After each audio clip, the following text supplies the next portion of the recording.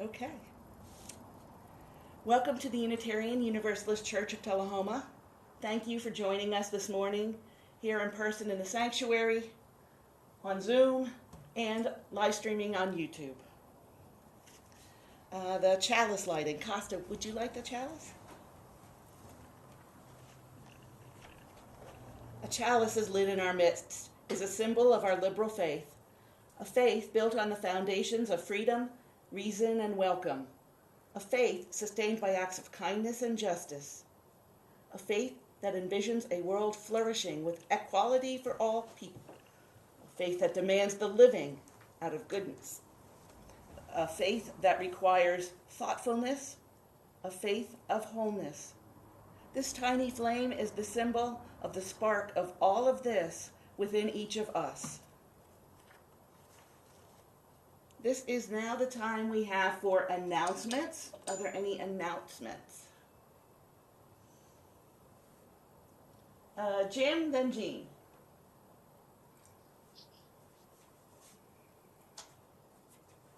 You're muted. Oh, yeah, I'm working on it.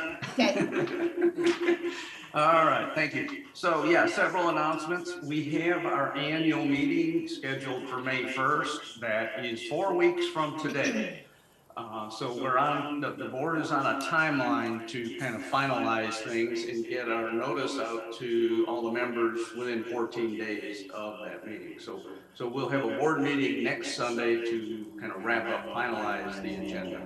So on the agenda will be the budget. There will also be the election of board members. So all 7 of the board member positions are up for election this year. And to that point, the vice president for programs is a position Carrie has had. We're seeking someone to fill that position. So if you're interested, please get in touch with me. If you have questions about it, talk to Carrie. I'm sure she'll be glad to talk to you about it, fill you in. But we do need to know if you're interested by next Sunday.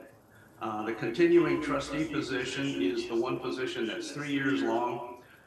And that is the name on the ballot is going to be Barb Craig. She has stepped up, volunteered to fill that position. So we have somebody lined up to do that.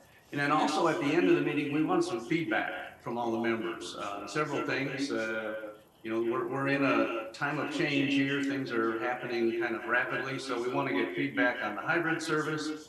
How folks feel about, the membership feels about members joining remotely, other than just signing the book, which is what our bylaws now say.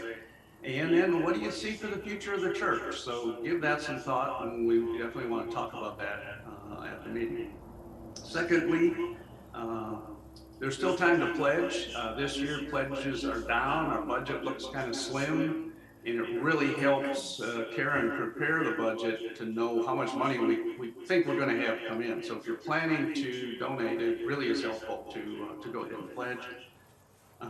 A retreat, we're talking about having a retreat. The final plans are not nailed down. It's probably going to be in mid-May, and we're thinking of having it at the church, but there's more details to come on that. And last, COVID numbers. COVID numbers are way down. That's great. Hopefully they'll stay down for a while.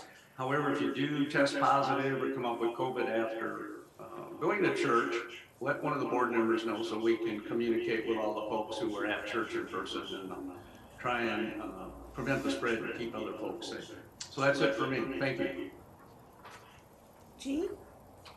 Yeah, I just wanted to say amen to what Rick said about the play, the musical 9 to 5. Mm-hmm.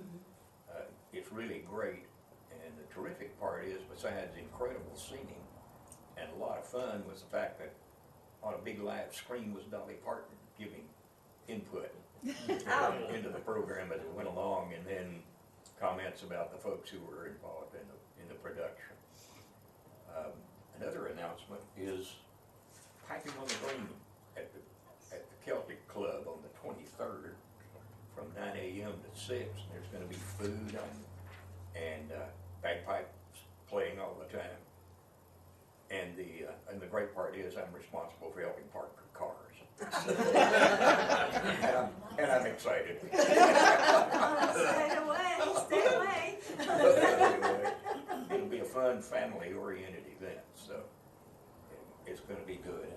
And I'm gonna put these on the table out there, if that's okay. Sure. Give us the details. Okay. And another announcement for me as a personal request is, I'm working on my house since I don't have anything to do. And I need an electrician for a couple of days, and I need a handyman to clean gutters and put up new floodlights around my house. And then I'm gonna need somebody to help me redo a 10-foot by 20-foot porch from the floor up. So I'm redoing my upper deck. So anyway, if you know of anybody who can help fill those roles, let me know. Somebody will show up. Okay. Jancy.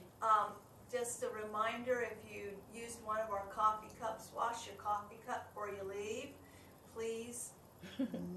Okay, so that this doesn't land on somebody to have to finish up the dishes. Thank you, Larry. Do your own dishes, people. Any other announcements? Chuck. Just the usual announcement that our Thursday night discussion group will meet on Thursday night via Zoom at 7 o'clock. I'll send something out to the church, but if you ever need a link, just let me or Rick know, or Tom. This week we're gonna do the same video we were gonna do last week because we really didn't have a quorum last week. Rick and I would have been watching the video by ourselves. So we're gonna try again this week, and the one we're gonna be watching is to do with the near future technology changes in transportation, basically. That's all. Okay. Any other announcements? If you'd like to donate to our church, you can make a check payable to the UU Church of Tullahoma and send it to P.O. Box 331, Tullahoma, Tennessee 37388. You can put a check or a cash in the box at the end of the back of the sanctuary, or give it to me because I'm the treasurer. And thank you for supporting the church. I have got a responsive reading, and in your book it's number 445.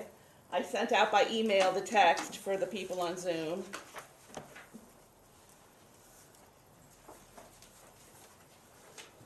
It is called The Womb of Stars by Joy Atkinson, and I will read the regular text, and then in unison we will all read the italics. Number 445.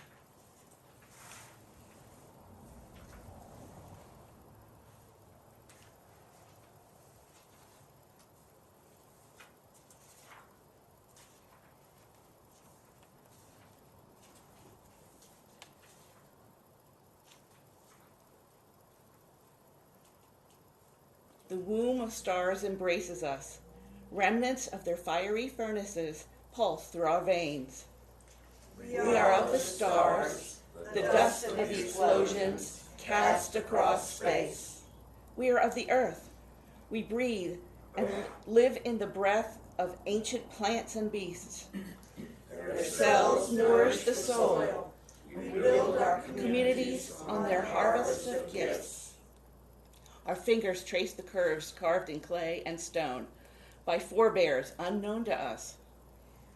We are part of the great circle of humanity, gathered around the fire, the hearth, the altar.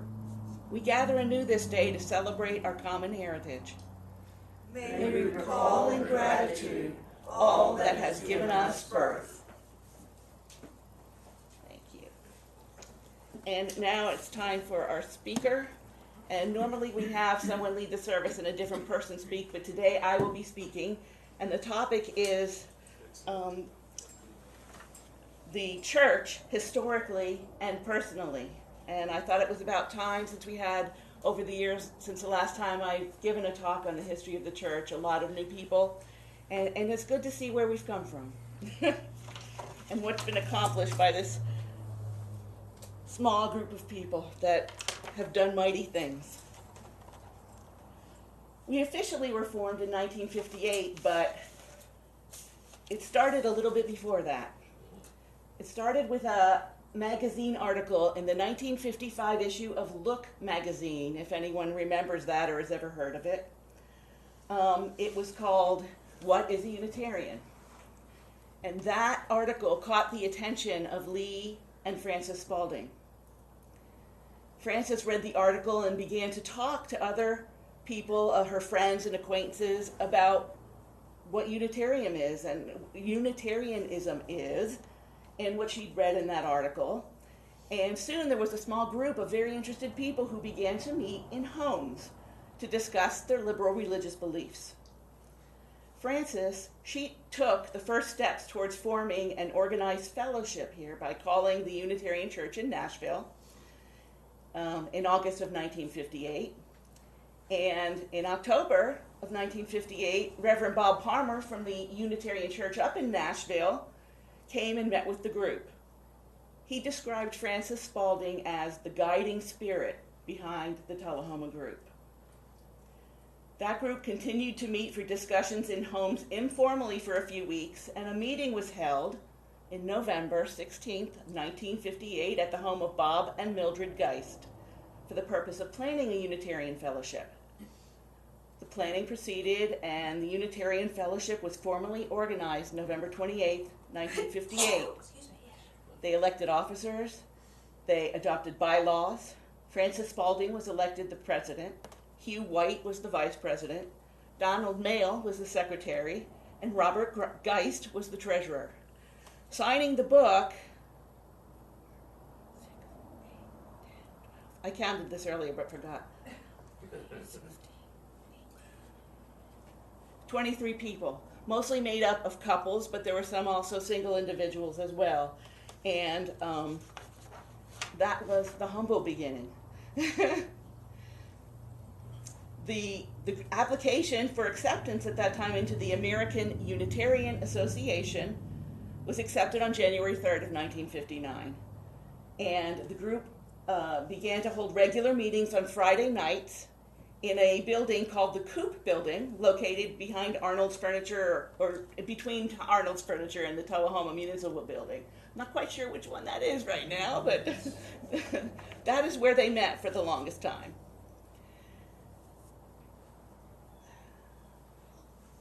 In the autumn,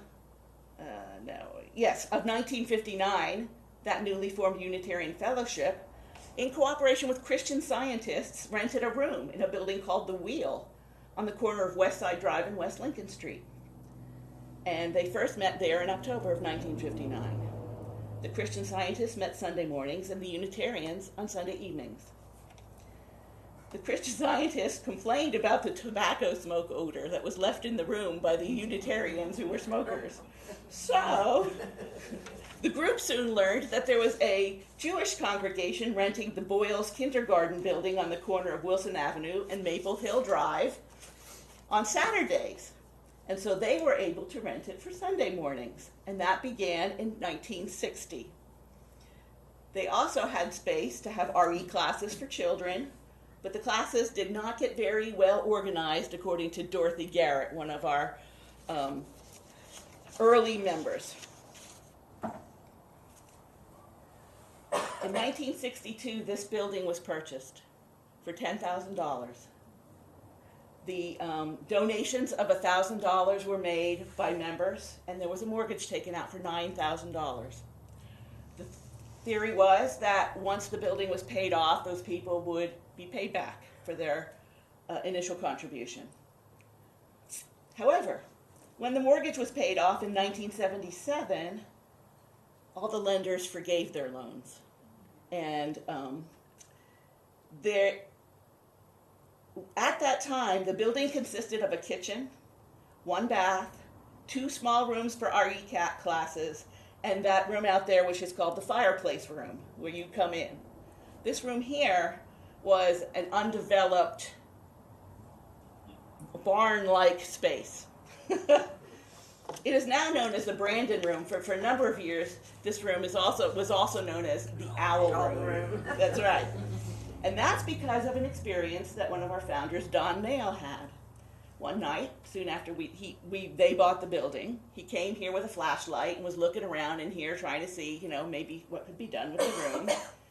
And on the windowsill, he saw a stuffed owl, and he wondered why he hadn't noticed it before. He contemplated taking it home with him for safekeeping, but he decided it was old and dusty, and the taxidermist really had not done a very good job. And just as he was moving the light off the dusty old thing, it flapped its wings and flew to a high open rafter. So, when Don told his story, everyone called this the Owl Room. A few years later, when the room was finished, Jimmy Woo presented the church with an original painting to commemorate the famous owl. And after much work by all the members of the church, the room was completed in 1970, and then this became our sanctuary. A little bit later, I'll tell you about how it got renamed the Brandon Room. Also in 1962, when this room came, a piano was donated and rebuilt by Charles Brandon, one of our founding members.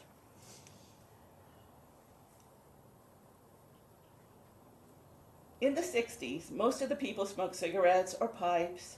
Usually smoking was done before the service of the Talkback, and they had no snacks in those early days. I'm sure they had coffee.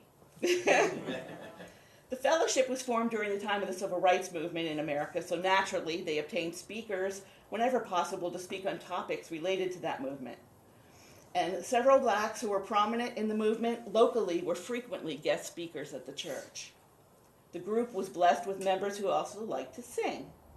Charlie and Lucy Brandon and their daughter Frances, Don Mayle and Vi Farrell, they were in the very earliest congregations and sang hymns with gusto. But Charles and Lucy Brandon also were a great fan of gospel music. And twice this church hosted gospel singing, which Charlie and Lucy Brandon organized. This church was dedicated on December 9th of 1962. So this December 9th will be, let's see. How much? 60 years, right? It'll be 60 years old. The Reverend Bob Palmer from the Nashville Church used to come here at least once a month and give talks. He conducted the dedication ceremony and also memorial services, child dedications, and those services, weddings. The first wedding performed in this building was in 1971 between Don Mayle and Sue Williams, who had become, along the way, a member of the church in 1963. So in 1971, that was the first wedding that was performed in this sanctuary. Don Mayle became the Reverend Don Mayle and was ordained as a Unitarian minister in 1973. He attended the Vanderbilt Divinity School after he retired from the Air Force and the AEDC, and he served in that capacity here for 25 years. He was minister emeritus until his death in August of 2008. He also taught astronomy classes at the Summer Unitarian Institute in Blacksburg, Virginia, during the 60s. The Thomas Jefferson District of the Unitarian Universalist Association was formed in 1963, and Don became president in 1969. In 1977, he became a trustee of that organization and served in that capacity for 10 years.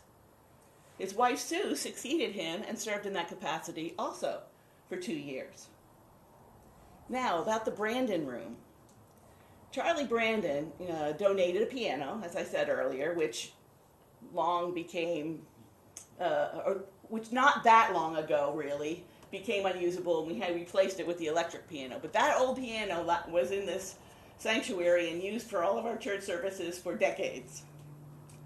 In 1969 and 1970, Charlie Brandon and John Fox headed a project to convert the Owl Room from a carpenter shop to this present sanctuary.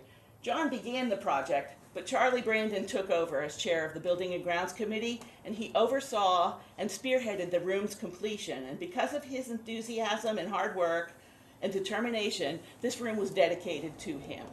And we have a little plaque over there dedicating the Brandon Room.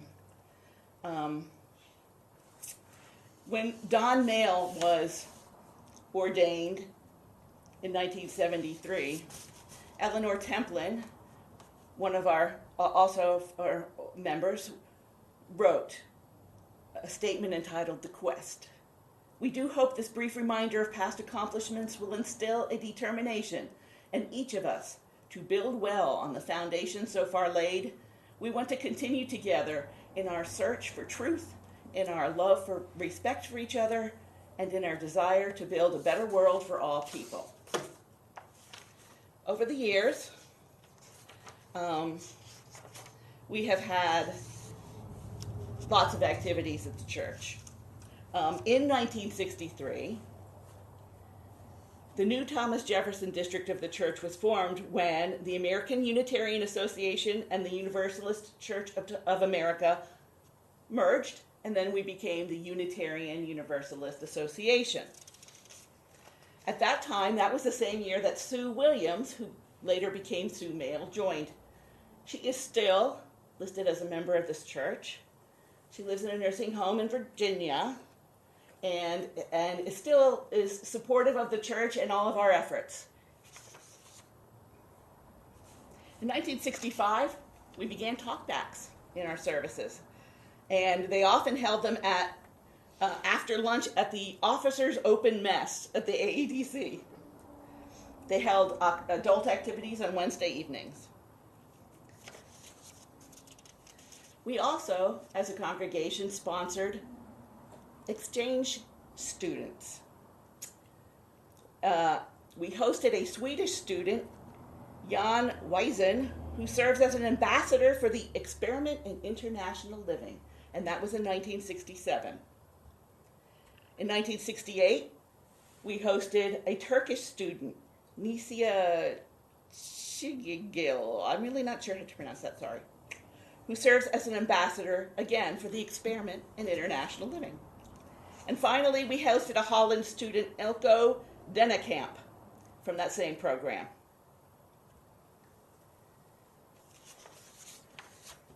In 1970, Casey Reddy joined this church. He is the longest, apart from Sue Williams, he is the next longest serving current member on the church in our books. Casey is recovering and has been for years from an onset of Guillain-Barré, and he and his wife Lena, who who joined the church several years later after Casey in 1978, have been working hard to help him regain health and speech and all of that. And our hearts go out to the struggle that they have both gone through in this endeavor. But Casey is the oldest member of this church. He spearheaded all kinds of efforts here. He served as an officer many different times. He was constantly talking to people when we were lay-led about giving a speech. He would pigeonhole people and say, "What day will you be giving your speech?" And constantly dragooned people into the ranks of presenters. He spearheaded our effort to be bell ringers with the Salvation Army. He has done so much for this church.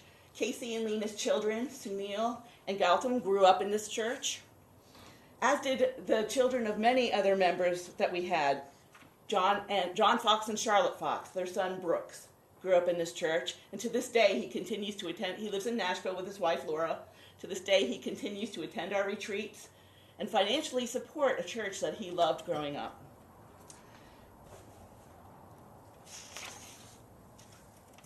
In 1972, this fellowship grew to over 60 members, which is a great accomplishment. Right now, we technically have 48 members on the rolls, but I think their 60 members were a little bit more present. We have 48 members, but they're not all necessarily present and as active.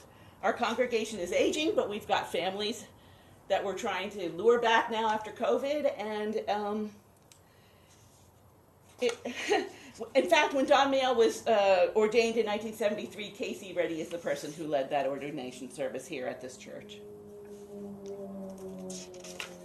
So throughout the 70s, Don Mayle was our minister, and then he was the minister emeritus of this organization. In 1980, the next current member of this church joined, Lucy Boss. And Lucy Boss, I would say, can equal Frances Spalding as the spirit of the church. She really did everything. She does or used to do everything. Now, she's retired from that, and we've got many people have to fill in the gap to do the things that Lucy used to do at this church, including organizing, cleaning, setting up coffee, and running the yard sale, and I can't even begin to enumerate all of the wonderful things that Lucy did and has done in the past for this church. Her husband, Bill, designed the backing there, called a reredos, which is a decorative screen at the back of an altar. Very interesting word, but he built that for us, and that was also in 1980. It was in the memory of his father, George Boss, and then we held a homecoming ceremony in September of 1980 when that was presented. In 1981, 3 of the Tullahoma youth in this church, Rick Snyder, Penny Fox, who was the daughter of John and Charlotte Fox, and Annie Boss, who is now Annie Clements, who was Bill and Lucy Boss's daughter, attended the New York City UN Youth Conference as delegates. We had a very active church with families and children who were quite involved. In 1982, Cliff Templin received the Thomas Jefferson District Unsung Hero Award for outstanding service to our congregation. Lucy Boss has also received that award. No surprise. In 1983, which I believe is when they were built, is when the church started meeting at the cabins at Tim's Ford in Retreat. And we have continued that tradition to present. We haven't necessarily had the cabins lately because of COVID, and we did skip 2020, but we have done sort of one-day retreats out there now, and maybe we'll get back to the time when we will have cabins out there and spend the weekend and all kinds of activities.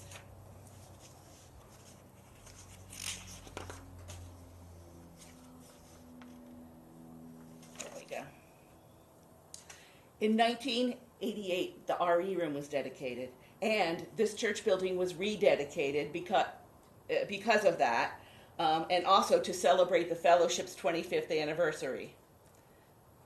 In 1989, Peter Solis joined the church, and he was, in the past, one of our continuing trustees, but he has donated so much of his time and effort to this church as well.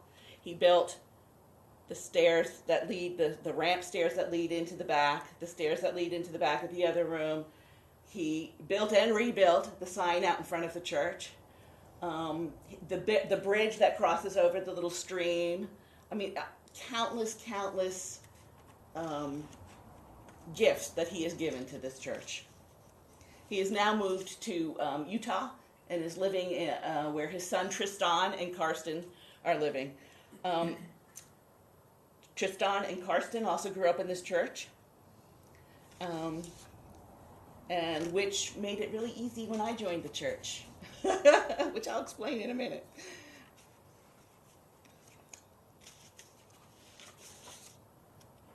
Let's see here. And we were constantly doing improvements. We added a second entry door to the Brandon room. Again, Peter Solis did that. We repainted this room. We bought new hymnals. Over the years, we've done all of those things. Stained glass and stepping stones were made and donated by Bill Boss in 1994. The stained glass rose window that was designed and made by Bill Boss is now, I guess, in a little case out on the... Oh, there we go. And also out in a little case out on the table in the fireplace room is a stained glass that Bill also did for us. We began holding semi-annual yard sales from 1996 to 2000 and after 2002. And after 2002, we went to annual yard sales to raise money for the church.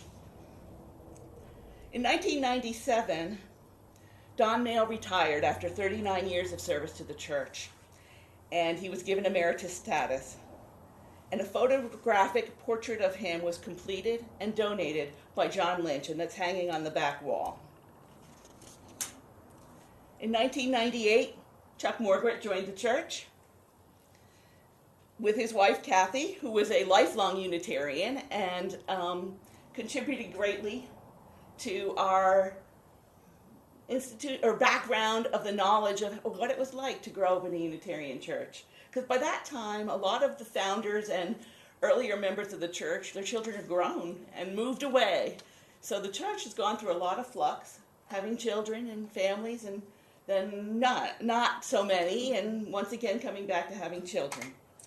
In 1999, Carrie Huck and John Lynch joined the church.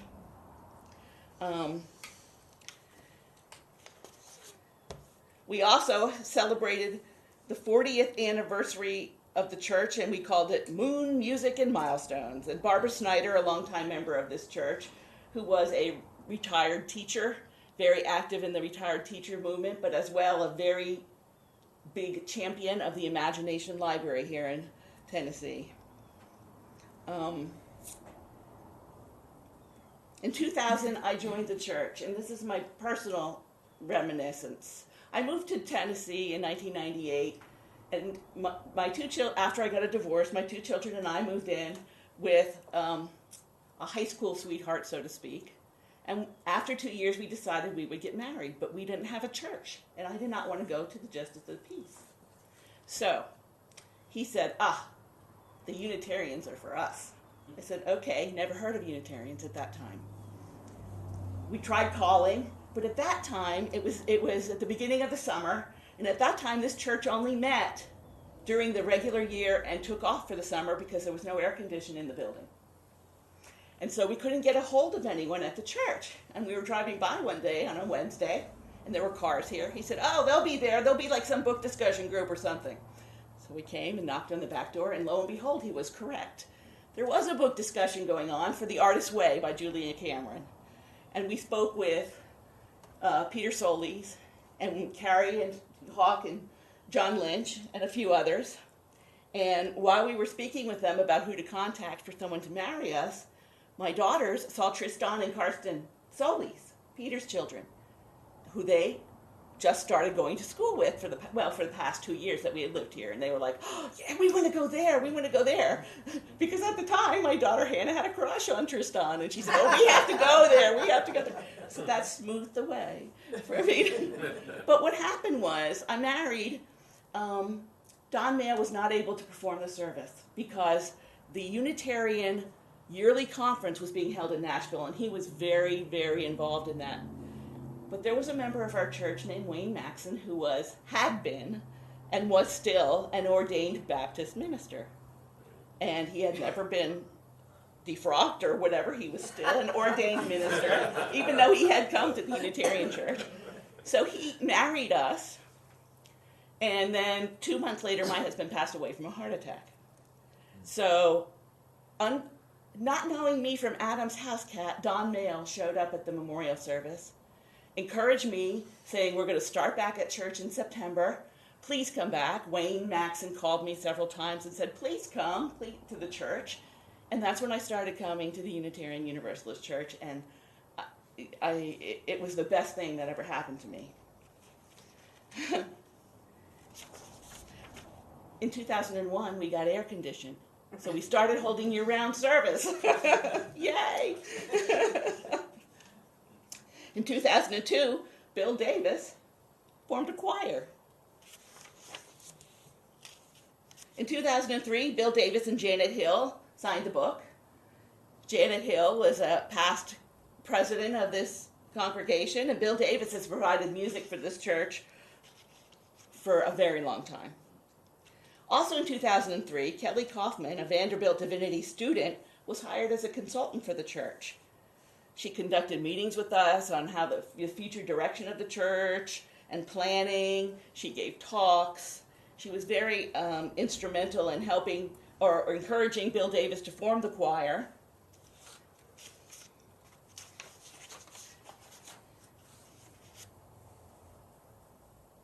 In 2004, that is when Lucy received her Unsung Hero Award from the Thomas Jefferson District.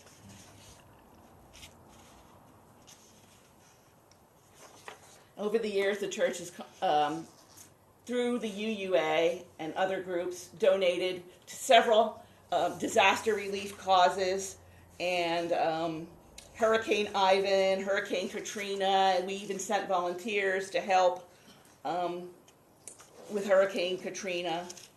In 2006, a Vanderbilt Divinity student, Tricia Gardner, who also came to be a consultant to the church. She conducted services, and she was a great help, again, for us to try to keep our focus and grow our congregation.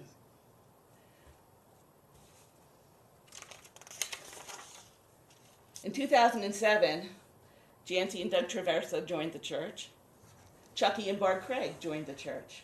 These people that I'm mentioning throughout this now, after the history part, are people who are still members of the church. So that's why I'm pointing this out. It's sort of the order of how this church grew to where we are now. Also, we made an annual event of donating to the Imagination Library, spearheaded by Barbara Snyder at that time. In 2008, we had a large anniversary service for the 50th anniversary of the church. And a program for that is out on the table outside, along with many books full of photographs and other memorabilia from the years of the church growth. And also, in November of 2008, Don Mayle passed away, and the memorial service was held for him at that time. In 2009, Lynn and Bob Webster joined the church, as well as my husband Robert. But also, Doug Traversa became our lay minister.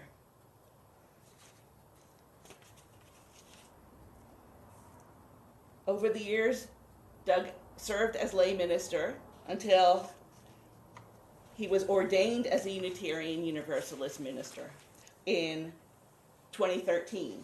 And a booklet of that ordination service is also in the books that are out there. But Doug has served sort of as our minister and in that capacity until his retirement in 2018. So during that time, we had a lay minister. It was part-time because we're small, we can't afford much. And Doug gave so much of his time and efforts in helping the church to grow. In 2010, Joe Rada joined the church. In 2011, Elaine Pasanka and Patty Holland. 2012, Charles Brinkley. The church also hosted in 2012 a memorial service for Kathy Morgret, Chuck's wife who passed away.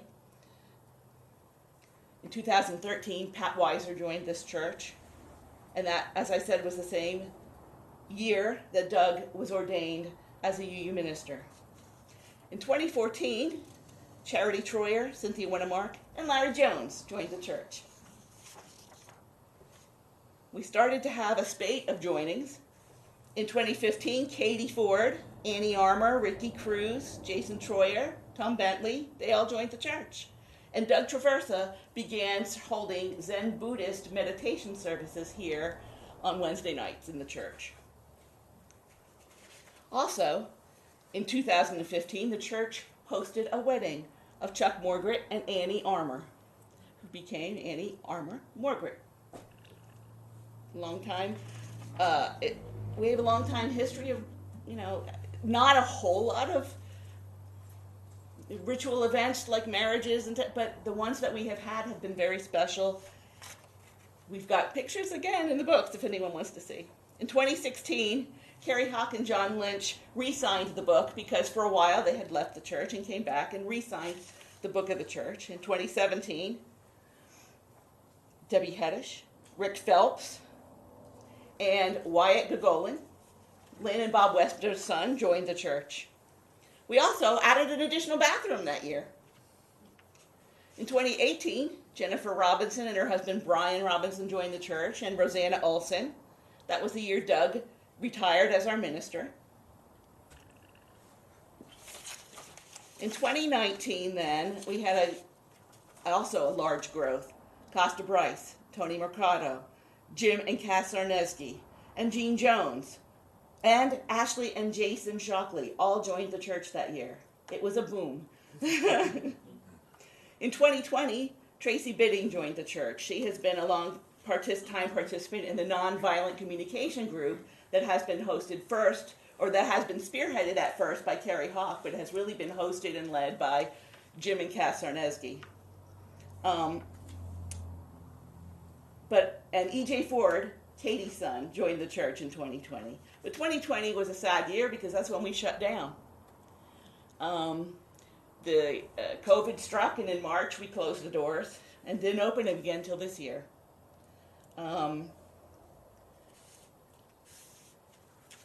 So the church has been through a lot of growth, a lot of work. Some of the other things that have been done over the years, Chuck Morgwart served as our treasurer for 15 years. Katie Ford set up our YouTube channel where we used to film services and then upload them, but now we live stream them. Chucky Condon made and donated a beautiful fiber art wall hanging that's out on the wall outside there. We have had so many contributions to the church. Please don't be offended when I leave stuff out because I couldn't possibly tell you all of them.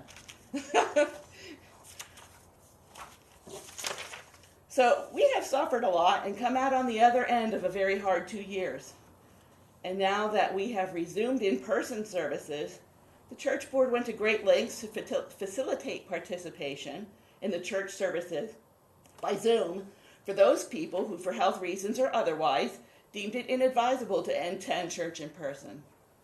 We also provided a venue for those people who do not live in our greater community to continue to participate in our church services, and had done so when we were closed during Zoom.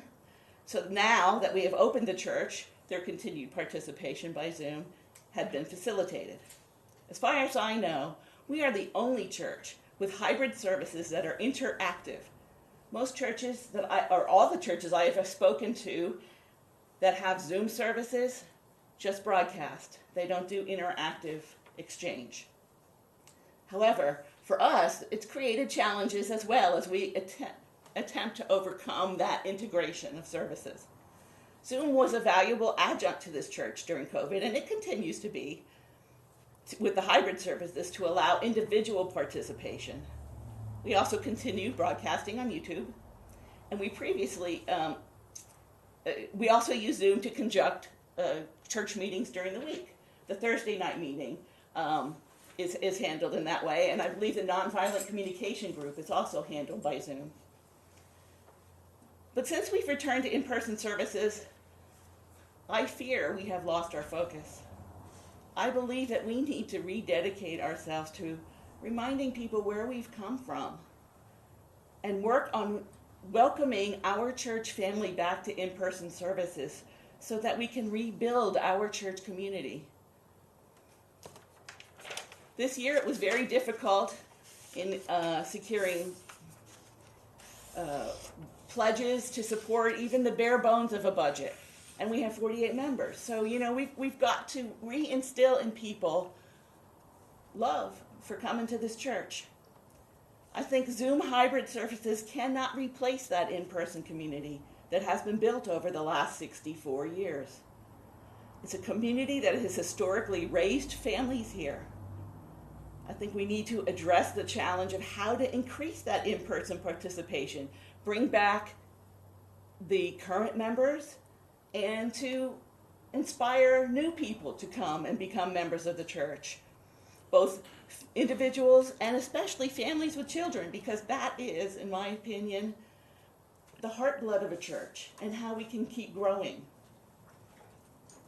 Also, bringing people back into this church in person is how we increase our visibility as a church in our community, and also contributing to the growth of our church family.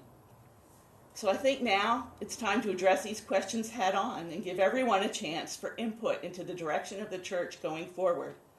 both in how the services are conducted, and more importantly, how the business of the church is conducted. And so given these very real and important challenges, I have an announcement which I have thought long and hard over several months of struggle about. Because I really believe we need to focus the efforts of our church to encouraging people to come back in person. Otherwise, I think our church may just die from attrition. So I'm announcing here today I am not going to be continuing as treasurer after the end of June. We're going to have to find someone to fill that spot, and I'm sure we will, and I will help that person all I can. But rather, I'm throwing my hat in the ring, and I'm asking the president to put my name on the ballot to run for president of the church in order to spearhead that effort toward encouraging more in-person participation and to welcome back to this church the families that have been here, and to encourage new families and new individuals to come here and share with us the community that we have built over all these years. Thank you. At the end of our service, this is the end of the service, I have some closing words, and I also, we have a hymn that we sing, which is 414 in the book. If you want to look, the words are there, but not the tune. Just follow along, it's very easy. But I have some closing words, and then we will break for maybe 10, 15 minutes, get some coffee or a snack, talk among ourselves, introduce ourselves to the new people who are here, and then we'll sort of put our chairs in the semicircle here and engage in what we call a talkback, and we can discuss the history of the church if people have any insight or input into, their perspective of how the church has, how they were brought to the church, how they think we can bring other people here. It's an exciting time, but we need to take the bull by the horns and engage in it. Take courage, friends. The way is often hard and the path is never clear, and the stakes are very high. Take courage, for deep down, there is another truth. You are not alone. Now, if you all rise, we'll sing our closing hymn, 414 in the book. Do you want to start it? Okay. As we leave this friendly place, love give light to every face. May the kindness which we learn light our hearts till we return. Thank you. Go in peace. Take peace with you.